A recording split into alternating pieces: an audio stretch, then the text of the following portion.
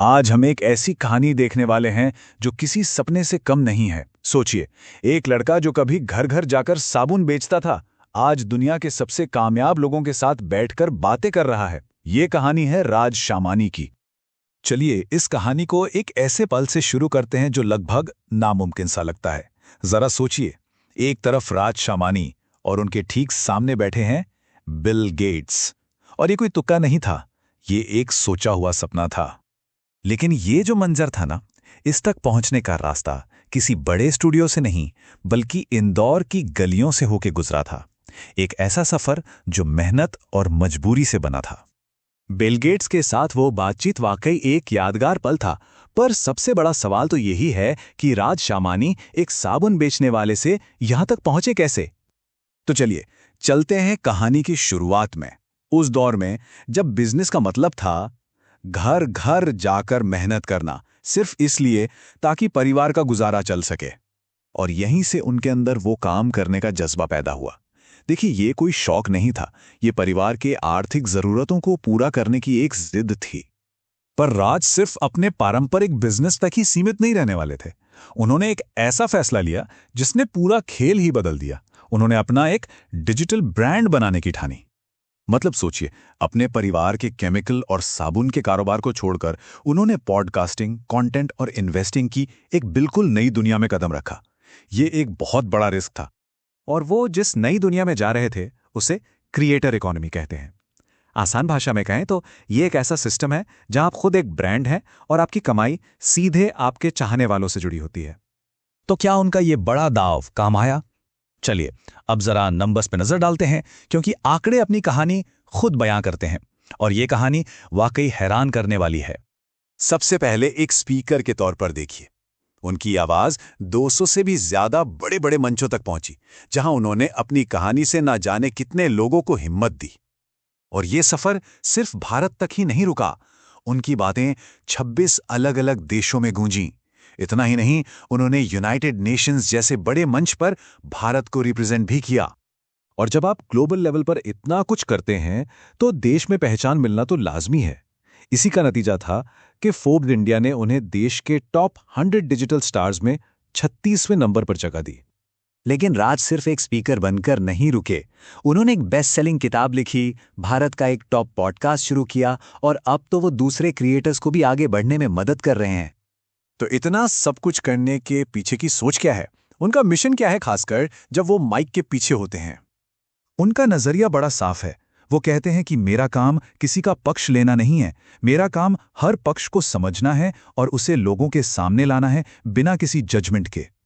तो राज शामानी का ये पूरा सफर हमें एक बहुत जरूरी सवाल के सामने लाकर खड़ा कर देता है। आज के डिजिटल दौर में कोई भी अपनी छोटी सी शुरुआत को एक ग्लोबल पहचान में कैसे बदल सकता है? जिसने सिर्फ 28 साल की उम्र में भारत की सबसे जानी पहचानी आवाजों में अपनी जगह बना ली है। एक ऐसा नाम जो आजकल कंटेंट क्रिएशन, बिजनेस और हाँ, मोटिवेशन का दूसरा नाम बन गया है, राज शामानी। बिल्कुल। इंदौर के एक आम परिवार से, जहां कभी पैसों की थोड़ी तंगी भी हुआ करती थी, वहां से निकलकर आज वो न सिर्फ एक कामयाब बिजनेसमैन है, हाँ। बल्कि भारत के टॉप लीडरशिप पॉडकास्ट में से एक फिगरिंग आउट वो चलाते हैं, एक किताब लिख चुके हैं और दुनिया भर में अपनी बातों से लोगों को हौसला दे रहे हैं। और यही आज हमारी इस चर्चा का मकसद है, राज शामानी के इस सफर को थोड़ा समझना। कैसे वो लड़का जो कभी घर घर जाकर साबुन बेचता था, आज बिल गेट्स और विजय माल्या जैसे लोगों से बात कर रहा है। हाँ, ये सफर कमाल का है। क्या है उनकी सोच, उनकी कामयाबी के पीछे क्या छिपा है, और उनकी कहानी से हम क्या समझ सकते हैं। हाँ। तो चलिए इस दिलचस्प सफर की परतें खोलते हैं। कहानी की शुरुआत होती है इंदौर से। राज का जन्म हुआ 29 जुलाई 1997 को। अच्छा। और उनका परिवार दरअसल 1980 के दशक में बेहतर जिंदगी की तलाश में राजस्थान से इंदौर आकर बसा था। अच्छा, राजस्थान से इंदौर। हाँ।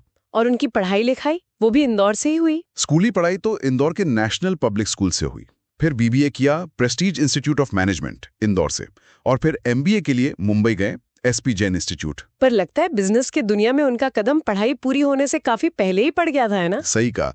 सिर्फ 16 साल की उम्र में वो अपने परिवार के काम से जुड़ गए थे, शामानी इंडस्ट्रीज, केमिकल ट्रेडिंग और साबुन बनाने का काम। हाँ, और वो वक्त था जब उनका परिवार थोड़ी मतलब आर्थिक मुश्किलों से गुजर रहा था। और यहीं से वो कहानी शुरू होती है जो बहुत लोग जानते हैं, असल संघर्ष का दौर। सोचिए, एक टीनेजर, स्कूल कॉलेज जाने की उम्र, और वो घर घर जाकर डिश सोप बेच रहा है।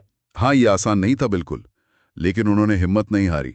धीरे धीरे अपने परिवार के कारोबार को न सिर्फ संभाला बल्कि उसे काफी आगे बढ़ाया। और इसमें सिर्फ मेहनत ही नहीं थी, शायद कुछ और भी था। बिल्कुल।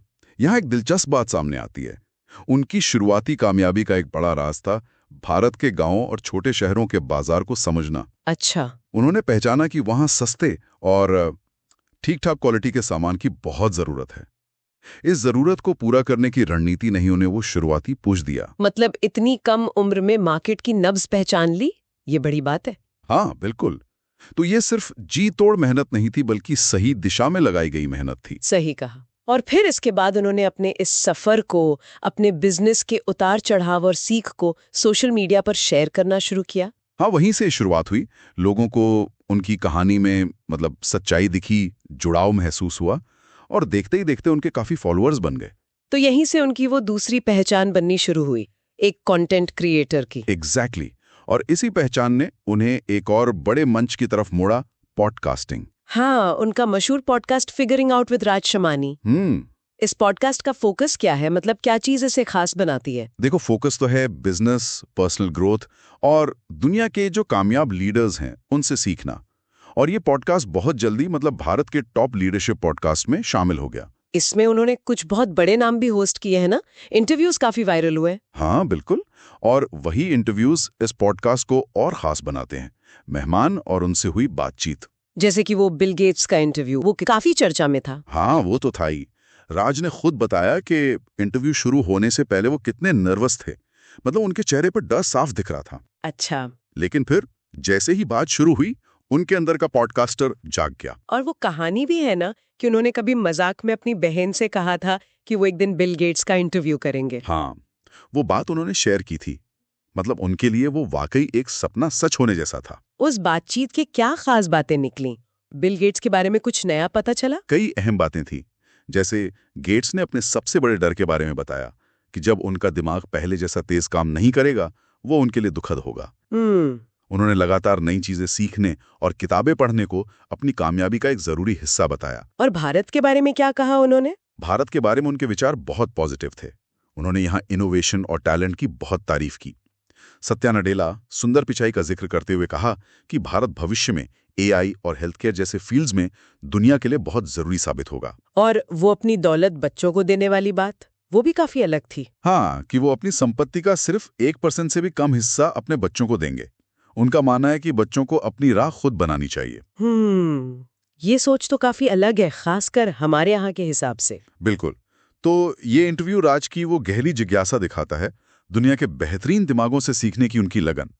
वो सिर्फ सवाल नहीं पूछते, वो समझने की कोशिश करते हैं। सही। और फिर एक और इंटरव्यू जिसने खूब सुर्खियां बटोरी, विजय माल्या का। हाँ, वो वाला इंटरव्यू तो अलग ही लेवल पे था। वो इसलिए भी अहम था क्योंकि माल्या लगभग 9 साल की खामोशी के बाद पहली बार किसी पब्लिक प्लेटफॉर्म पर बात कर रहे थे। एग्जैक्टली। और यहाँ मामला थोड़ा पेचीदा हो जाता है। हाँ, क्योंकि काफी विवादित फिगर है वो। बिल्कुल। पर राज का इरादा साफ था। वो मुश्किल सवाल पूछना चाहते थे, कहानी का दूसरा पहलू सामने लाना चाहते थे।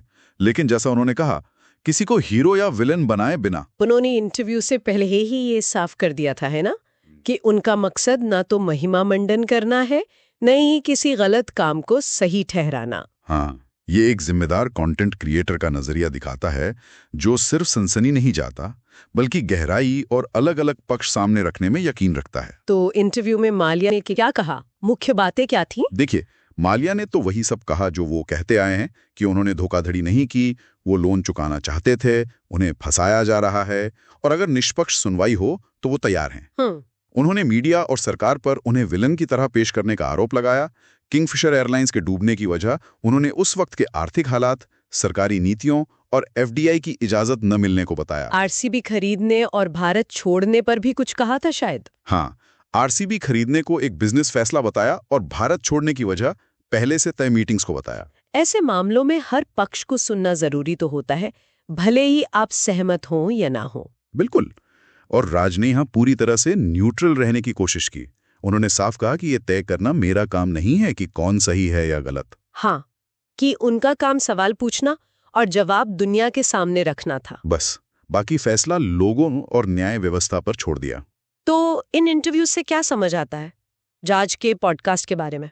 यही कि ये सिर्फ मशहूर हस्तियों से बातचीत भर नहीं है, ये जिज्ञासा है, जिम्मेदारी है, अलग अलग नजरियों को समझने की कोशिश है और दुनिया के सबसे तेज दिमागों से सीखने की एक ईमानदार कोशिश है। और उनका असर सिर्फ पॉडकास्ट तक ही सीमित नहीं है ना? वो एक जाने माने पब्लिक स्पीकर भी बन चुके हैं। हाँ, बिल्कुल। 26 से ज्यादा देशों में 200 से ज्यादा जगहों पर वो बतौर की नोट स्पीकर बोल चुके हैं। अरे वाह। 4 टेडेक्स टॉक्स भी शामिल हैं उसमें। और एक और दिलचस्प बात, वो संयुक्त राष्ट्र के युवा प्रतिनिधि कार्यक्रम में भारत की तरफ से शामिल होने वाले सबसे कम उम्र के भारतीय थे। अच्छा, बोलते किस बारे में है वो ज्यादातर? वही उनके पैशन वाले टॉपिक्स, उद्यमिता, सफलता, प्रेरणा। इसके साथ ही उन्होंने लिखने में भी हाथ आजमाया है। उनकी किताब आई थी बिल्ड डोंट टॉक। हाँ बिल्कुल, और उसका मैसेज भी बहुत सीधा है। एक्शन लो, बातें कम करो, बिजनेस शुरू करने और अपनी पहचान बनाने पर प्रैक्टिकल सलाह देती है वो किताब। और वो खुद भी बिजनेस की दुनिया में लगातार एक्टिव है। हाँ, पॉडकास्ट से मिली पहचान और समझ के बाद उन्होंने हाउस ऑफ एक्स नाम का एक प्लेटफॉर्म शुरू किया। अच्छा, ये क्या करता है? इसका मकसद है कंटेंट क्रिएटर्स को अपने ब्रांड बनाने और उनसे कमाई करने में मदद करना। इंटरेस्टिंग। साथ ही फिगरिंग आउट एकेडमी नाम से एक एडटेक प्लेटफॉर्म भी शुरू किया है। और वो दूसरों के आइडियाज में भी इन्वेस्ट कर रहे हैं, एंजल इन्वेस्टर के तौर पे। हाँ, वो भी। क्लास प्लस, ग्रोथ स्कूल, ज़ॉयनवर्स, विंट वेल्थ जैसे कई नए स्टार्टअप्स में उन्होंने पैसा लगाया है। तो इतनी सारी चीजें, इसका नतीजा है कि उन्हें पहचान भी मिली है। फोर्ब्स इंडिया की लिस्ट में भी आए थे वो। हाँ, 2022 में फोर्ब्स इंडिया ने उन्हें अपनी टॉप 100 डिजिटल स्टार्स की लिस्ट में 36वें नंबर पे रखा था। ये सब देखकर लगता है कि राज शामानी की सोच क्या है, उनका फलसफा क्या है, जो उन्हें लगातार आगे बढ़ा रहा है। उनकी सोच के कुछ पहलू तो साफ नजर आते हैं। एक तो वो कंटेंट क्रिएटर्स को ताकत देना चाहते हैं, जैसे हाउस ऑफ एक्स से पता चलता है। हाँ। दूसरा, वो अपने पॉडकास्ट के जरिए दुनिया के बेहतरीन दिमागों से मिली जानकारी और सीख को ज्यादा से ज्यादा लोगों तक पहुंचाना चाहते हैं। उनकी बातों में मेहनत पर बहुत जोर होता है ना? जेनजी के बारे में उनकी एक बात काफी चली थी। हाँ, वो वाली। जेनजी किसी से भी ज्यादा मेहनत करती है, लेकिन सिर्फ उस चीज के लिए जिसमें हम यकीन करते हैं। ये आज की पीढ़ी के वर्किंग स्टाइल पर एक जरूरी नजरिया है। हाँ, और मुश्किलों से सीखना, डटे रहना और जिन बातों में यकीन हो उन पे टिके रहना। Don't compromise on what you believe, ये भी उनकी सोच का हिस्सा लगता है। शायद उनकी प्रेरणा का सबसे बड़ा स्रोत उनके वो शुरुआती दिनों का संघर्ष है और उसे पार पाने का जज्बा। और साथ ही उनकी वो कभी ना खत्म होने वाली जिज्ञासा, हमेशा कुछ नया सीखने और उसे दूसरों से बांटने की इच्छा। उनकी कहानी में ये संघर्ष और कामयाबी साथ साथ चलते दिखते हैं। बिल्कुल। पैसों की तंगी से शुरुआत करके परिवार के बिजनेस को करोड़ों की कंपनी बनाना, ये दिखाता है कि कैसे कड़ी मेहनत और सही जानकारी, जिसमें YouTube जैसे फ्री प्लेटफॉर्म से सीखना भी शामिल है, उसका इस्तेमाल करके बड़ी कामयाबी हासिल की जा सकती है। और शायद ये भी कि वो सिर्फ अपनी कामयाबी की चमक नहीं दिखाते, बल्कि उस पूरी प्रक्रिया को, उस फिगर आउट करने वाले मुश्किल सफर को भी शेयर करते हैं। हाँ, शायद यही चीज उनकी बातों को ज्यादा भरोसेमंद और रिलेटेबल बनाती है। तो कुल मिलाकर देखें तो राज शामानी का सफर इंदौर में घर घर साबुन बेचने से शुरू होकर दुनिया भर में अपनी पहचान बनाने तक फैला है। दुनिया के सबसे असरदार लोगों से बात करना और लाखों युवा बिजनेसमैन और क्रिएटर्स को रास्ता दिखाना। उनकी बड़ी कामयाबियां, चाहे वो पारिवारिक बिजनेस को नई ऊंचाइयों पर ले जाना हो, भारत का एक टॉप पॉडकास्ट बनाना हो, किताब लिखना हो, दुनिया भर में स्टेज पर बोलना हो या नए स्टार्टअप्स में इन्वेस्ट करना हो, ये सब उनकी मेहनत और विजन का सबूत है। और उनकी सोच, मेहनत पर अटूट विश्वास, वो जिज्ञासा जो कभी बुझती नहीं और अपने उसूलों पर कायम रहना, ये वो बातें हैं जो उन्हें शायद दूसरों से अलग खड़ा करती हैं। हाँ। यानी कि राज की कहानी ये दिखाती है कि अगर इरादा पक्का हो और सीखने की लगन हो, तो कोई भी इंसान कहीं से उठकर एक असरदार आवाज बन सकता है। इस सब को समेटते हुए एक विचार मन में आता है, इतनी कामयाबी पाने के बाद भी राज शामानी जैसी शख्सियत को क्या चीज लगातार नई चीजें फिगर आउट करने और उसे दुनिया के साथ बांटने के लिए प्रेरित करती रहती है? ये एक अच्छा सवाल है। शायद ये लगातार सीखते रहने और उसे साझा करते रहने की प्रक्रिया ही उनकी कामयाबी का असली ईंधन है। और शायद यही वो सबक है जो उनके सफर से सबसे ज्यादा मायने रखता है, कि सीखना और खोजना कभी बंद नहीं होना चाहिए, चाहे आप कहीं भी पहुंच जाएं।